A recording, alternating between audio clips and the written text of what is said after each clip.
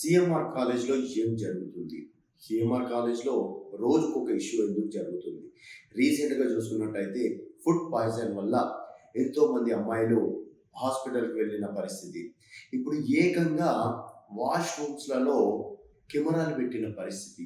మరి మేనేజ్‌మెంట్ ఏం చేస్తుంది? లక్షల్లో ఫీజులు. అక్కడ హాస్టల్ ఉండాలంటే వేలాది వేల ఫీజులు.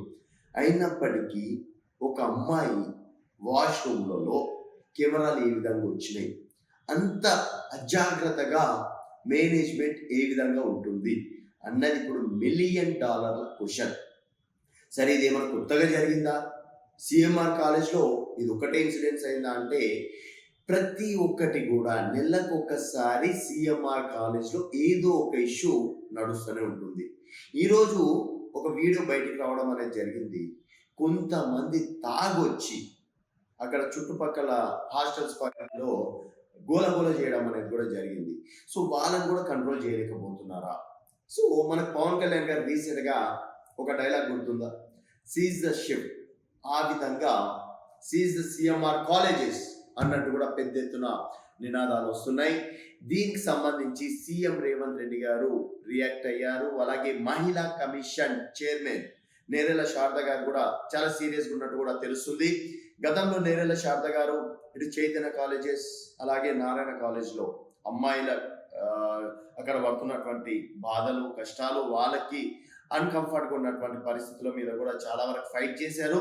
మళ్ళీ అది ఎంతవరకు ఓకే చేశారు, ఎంతవరకు వాళ్ళకి న్యాయం జరిగింది అనేది తెలియదు. బట్ ఓకే, స్ట్రీట్ వార్నింగ్ అనేది ఇవ్వడం అనేది జరిగింది.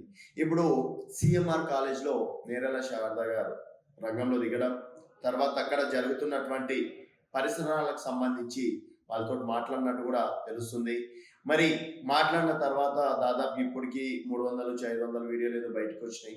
12 మందిని అరెస్ట్ చేసినామని చెప్పేసి కూడా పోలీస్ వాళ్ళు చెప్తున్నారు.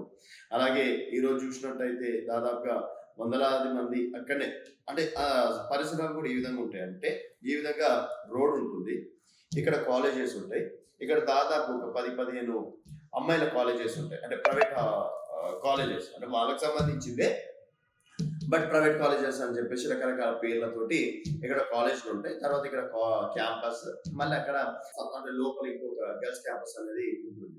మరి మల్లారెడ్డి గారు మాజీ మంత్రిగా చేశారు, ప్రజెంట్ ఎమ్మెల్యేగా చేస్తున్నారు. మరి ఇన్ని ఇష్యూలు అనేది మనకు మొన్నటి వరకు బయటికి రాలేవు. వచ్చినా కూడా గుట్టు చాపుడు కాకుండా మేనేజ్ చేసేవారు.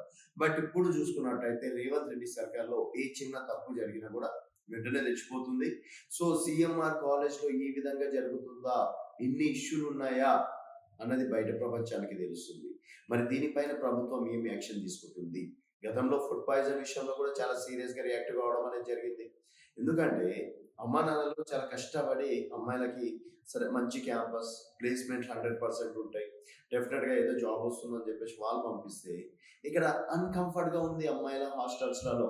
ఫుడ్ విషయంలో సరిగా లేదు, సో ఇలాంటి విషయంలో సరిగా లేదు.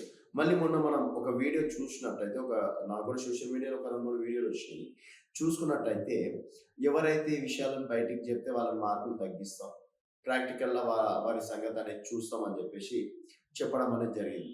సో అది బయటకు వచ్చి అన్ని కెమెరాలు ఉండగా ఆ టైంలోనే ఈ విధంగా బెదిరింపులకి ఇన్ఛార్జ్లు పాల్పడితే వేరే విషయాలలో ఇంకెంతగానో భయపెట్టచ్చు. వాళ్ళ దగ్గర ఏంటంటే సెమిస్టర్స్ విషయంలో మార్కులు అనేది మేనేజ్మెంట్ చేతిలో ఒక ఆయుధం, ప్రాక్టికల్ మార్కులు అనేది.